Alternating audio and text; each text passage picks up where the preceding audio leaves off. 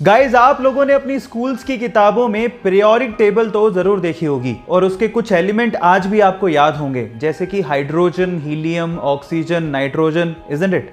लेकिन क्या आपने थोरियम के बारे में सुना है, जो कि एटॉमिक नंबर 90 पे आता है? थोरियम, थोर ईयम।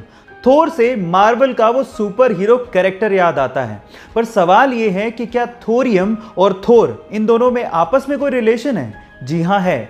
एक्चुअली थोरियम मेटल का नाम थोर से इंस्पायर होके ही रखा गया था। लेकिन आपकी जानकारी को थोड़ा और बढ़ा देता हूं। By the way, German mythology में थोर को द गॉड ऑफ थंडर कहा जाता है और एक्चुअली उसी से इंस्पायर्ड होके थोरियम मेटल का नाम रखा गया था। है ना ये इंटरेस्टिंग फैक्ट? क्या इसके पहले तक ये फैक्ट आप जानते थे? और अगर नहीं जानते थे तो चैट सेक्शन में लिखना मत भूलिएगा।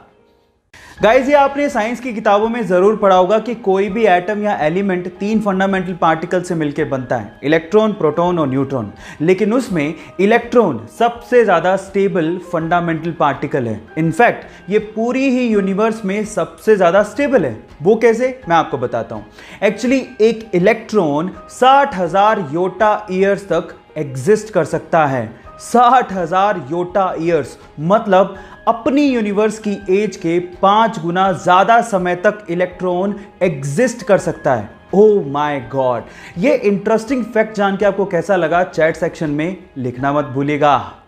पीने के पानी की कमी और साफ पानी के खत्म होने का डर आज हर देश में है। जहां एक और सभी देश पीने के पानी की कमी के चलते परेशान हो रहे हैं, वहीं रशिया के साइबेरिया में एक झील ऐसी है जहां पर दुनिया का 20% फ्रेश यानी कि साफ पीने लायक पानी मौजूद है।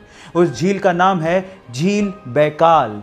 जी हां गाइस, इसमें दुनिया के 20% साफ पानी का भंडार है और उसके अलावा ये झील लगभग 1600 मीटर गहरी है और दुनिया की सबसे पुरानी झील भी है। नाम है झील बैकाल।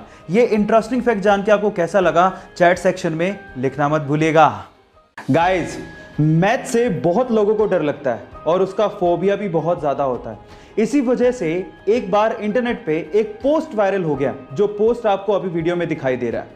मैं आपको उसका ट्रांसलेट करके बताता हूं। इस पोस्ट में ये लिखा हुआ था कि परसेंटेजेस आर रिवर्सिबल, मींस जो 25 का 8% होता है उतना ही 8 का 25% भी होता है और उनमें से एक को आप आसानी से अपने दिमाग में ही निकाल सकते हैं। इसका मतलब मैं समझाता हूं। मतलब यह है कि अगर आप 25 का 8% निकालने बैठोगे तो वो उतना ही आएगा जितना 8 का 25%, और 8 का 25% निकालना बेहद आसान है। 1/4 ही तो करना है और 8 का 25% यानी कि 1/4 कितना होगा? 2। ये इस पोस्ट का मतलब है। ये फैसिनेटिंग सा मैथ्स का फैक्ट जान के आपको कैसा लगा? चैट सेक्शन में लिखना मत भूलिएगा। गाइस, इंडोनेशिया में चावल यानी कि राइस की खेती करने के लिए वो लोग राइस फिश टेक्निक का इस्तेमाल करते हैं। अब ये क्या है? डोंट वरी, मैं आपको बताता हूं। एक्चुअली इसमें होता कुछ यूं है कि राइस की खेती करने में फसलों के बीच में जो पानी होता है उसमें वो लोग मछलियां छोड़ देते हैं और मछलियों को वो लोग पालते भी हैं। अब होता कुछ यूं है कि मछलियों की ड्रॉपिंग बेसिकली किस तरह से काम करती है? फर्टिलाइजर की तरह से, और मछलियां एक्चुअली पेस्ट और इंसेक्ट्स को खा भी लेती हैं। अब इससे डबल फायदा हो गया, फर्टिलाइजर की जरूरत नहीं पड़ी, पेस्टिसाइड की भी जरूरत नहीं पड़ी, और इससे जो ऑक्सीजन की सर्कुलेशन होती है उससे 10% ज़्यादा पैदावार होती है चावल की। है ना ये कमाल की टेक्निक? आपको ये टेक्निक सुन के कैसा लगा? चैट सेक्शन में लिखना मत भूलिएगा।